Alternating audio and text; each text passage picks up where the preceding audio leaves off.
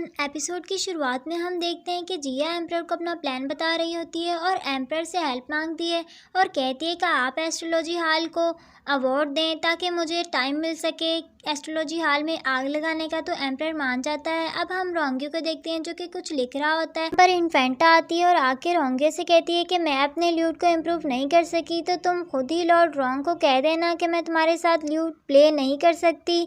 तो जैम्पिंग बीच में बोलता है तो वो जैम्पिंग को चुप कराती है। अब जैम्पिंग उससे माफ़ी मांगता है तो रोंगियो वहाँ से बगैर कुछ कहे जाने लगता है। तो वो जैसे ही रोप से रोंगियो पर अटैक करने लगती है तो वहाँ पर जिया आकर उसे रोक लेती है और कहती है कि तुम एक प्रिंसेस हो लेकिन मैं तुमसे नहीं डरती, और उसे बातें सुनाती है। तो इन्फेंटा कहती है मैंने तुम्हारे बारे में बहुत सुना है, मैंने तुम्हारे बारे में बहुत कुछ सुना है और मैं तुम्हारे लिए सॉरी फील कर रही हूँ, इसलिए मैं तुम्हें ये वापस लौटा रही हूँ। तो जिया कहती है कि तुम क्या चाहती हो? तो वो कहती है कि मैं सिर्फ इसके साथ ल्यूट प्ले करना चाहती थी, लेकिन ये फूल है तो ये सॉन्ग को अच्छे से याद नहीं कर सकता, और वहाँ से चली जाती है। तो जैम्पिंग कहता है कि मास्टर आप अकेले ही बैंक्वेट में प्ले करेंगे? तो जिया कहती है कि क्या मैं आखिरी बार तुम्हारे साथ प्ले कर सकती हूँ? तो रोंगियो मान जाता है। इसका सीन देखते हैं जहाँ पर क्वीन मदर की बर्थडे होती है और बैंक्वेट में इन्फेंटा आती है और उन्हें बर्थडे विश करती है। तो क्वीन मदर उससे पूछती है कि क्या तुम ठीक हो? तो वो कहती है मैं बिल्कुल ठीक हूँ, मैं अच्छे से सोती हूँ और अच्छे से खाती हूँ। तो क्वीन मदर कहती है कि जैनलिन और मेरी और प्रिंसेस को अभी तक प्यार नहीं हुआ, अच्छा हुआ कि तुम्हें इस जैसी फीलिंग का पता चला। और इसे कहती है कि तुम अपनी पोजीशन को यूज़ करके जिया को कभी भी बुली मत करना। तो वो कहती है कि आपको कैसे पता चला कि मैंने एक बार जिया को बुली किया है? तो वो कहती है कि दोबारा मत करना। हम देखते हैं कि रोंगियो आता है तो क्वीन मदर उठकर बाहर आती है। अब वहाँ पर इन्फेंटा बैठकर सोचती है कि रोंगियो के साथ जिया स्टेज पर जा रही है, लेकिन मैं स्टेज पर नहीं जा रही। अगर मदर ने मुझे स्टेज पर बुलाया और मैंने कुछ नहीं किया तो मैं बहुत एम्बेरस होंगी। तो कहती है कि इससे अच्छा है कि मैं यहाँ से चली जाऊँ, और वहाँ से उठकर चली जाती है। अब हम जिया को देखते हैं जिसके पास रोंगियो आता है। तो वो रोंगियो से कहती है कि मैं आज रोंग फैमिली की मिस्ट्रेस बनकर डांस नहीं करना चाहती, एक फ्री डांसर की तरह डांस करना चाहती हूँ। तो वो इसे डाइवोर्स पेपर देता है। तो वो कहती है कि मैं कभी भी तुमसे मिलने का रिग्रेट नहीं करूँगी और मेरा ख्याल रखने के लिए थैंक्स, और कहती है कि अपना ख्याल रखना, अच्छे से सोना और अच्छे से खाना, जैम्पिंग को तंग मत करना। और रो रही होती है तो रोंगियो उसके आंसू साफ करने के लिए हाथ बढ़ाता है, लेकिन फिर हाथ को पीछे कर लेता है और कहता है कि मैं तुम्हें आखिरी बार अपने सामने स्माइल करता हुआ देखना चाहता हूँ। तो जिया कहती है कि मैं अभी हमें बैंक्वेट में वापस जाना चाहिए। तो रोंगियो जाते हुए कहता है कि अपना ख्याल रखना। जिया भी कहती है कि अपना बहुत सारा ख्याल रखना। अब हम बैंक्वेट का सीन देखते हैं जहाँ पर जिया परफॉर्म कर रही होती है तो सब लोगों को बहुत पसंद आता है। क्वीन मदर को ये सरप्राइज़ बहुत अच्छा लगता है। उसे लगता है कि रोंगियो के साथ स्टेज पर इन्फेंटा है, तो वो कहती है कि इन्फेंटा को बुलाओ, मुझे इसे रिवॉर्ड देना है। तो प्रिंस कहता है कि मुझे पता है ये रोंगियो की वाइफ है, और एम्प्रर क्वीन मदर से कहता है कि जब तक इन्फेंटा वापस आती है हम रोंगियो को रिवॉर्ड दे देते हैं। जैसे ही वो रोंगियो को रिवॉर्ड देने के लिए बुलाते हैं लेकिन रोंगियो नहीं होता।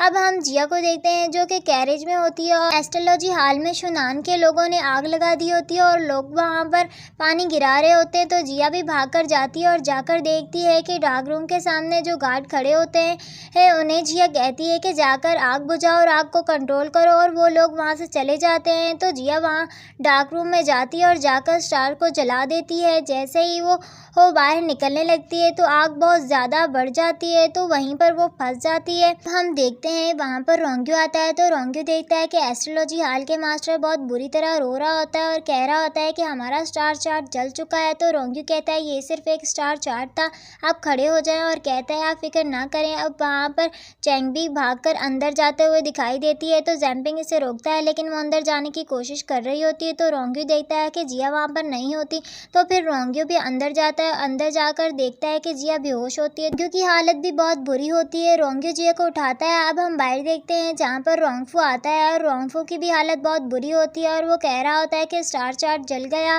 और बेहोश होने लगता है। अब वो सामने से रोंगियो को आते हुए देखता है जिसने जिया को उठाया हुआ होता है, और रोंगियो भी बहुत बुरी हालत में होता है। चैंग भी जाकर जिया को उठाती है और रोंगियो वहीं पर बेहोश हो जाता है। अब हम रोंग्यू को उसके रूम में देखते हैं जहाँ पर बहुत सारे फिजिशियन रोंग्यू को चेक कर रहे होते हैं और रोंग्यू बेहोश होता है। अब वहाँ पर जिया आती है और जिया कहती है कि मुझे पता नहीं चला कि आग इतनी तेज़ कब हो गई, और कहती है कि रोंग्यू वहाँ क्यों आया, वो तो बैंकेट में था, तो बैंकेट ख़त्म होने से पहले क्यों आया, और बहुत रोती है।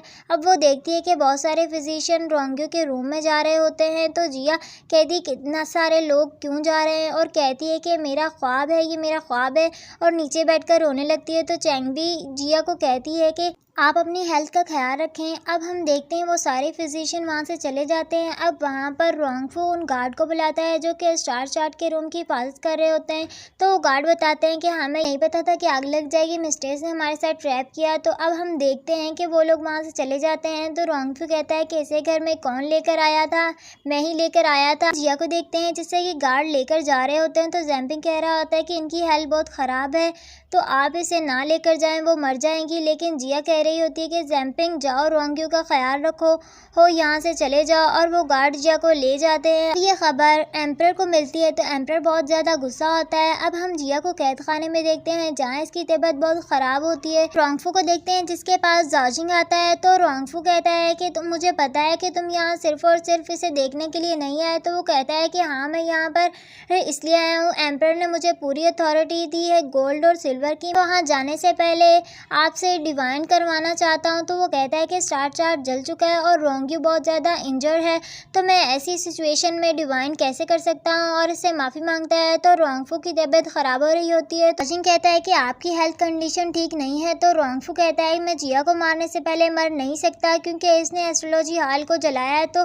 जाजिंग कहता है तुम्हें कैसे पता कि इसने जलाया। तो वो कहता है कि इसका कुछ दिन से बिहेवियर बहुत स्ट्रेंज था, इसलिए मुझे पता है कि इसने जलाया है। शायद इसे पता चल चुका है कि इसकी फैमिली को मैंने मारा है। और रोंग्यू भी होश में होता है तो वो भी इनकी बातें सुन रहा होता है। जाजिंग कहता है ये बात किसी को भी नहीं पता थी, तो इसे पता कैसे चली। तो रोंगफू वो कहता है कि मुझे नहीं पता, लेकिन मैंने इसे मार डालूंगा। तो जाजिंग कहता है कि मैं भी तुम्हारी इसमें मदद करूंगा। अब हम जिया को कैद खाने में देखते हैं, कहीं लेकर जाया जाता है। अब हम देखते हैं कि रोंगफू को जो कि रोंग्यू के पास होता है, तो इसे आकर सर्वेंट बताता है कि आपसे कुछ लोग मिलना चाहते हैं, और इन्हें वहाँ से ले जाता है। जो रोंगफू की बातें याद कर बहुत रोता है। अब वहाँ पर जैम्पिंग आता है। तो रोंग्यू जैम्पिंग से कहता है मुझे बाहर लेकर चलो। जैम्पिंग उसे बाहर लेकर जाता है। तो वो स्टार्स में देखता है कि जिया को कहीं लेकर जाया जा रहा है, जिया पर कोई अटैक करेगा। इसी के साथ हमारी इस एपिसोड का एंड होता है। मिलते हैं नेक्स्ट एपिसोड में।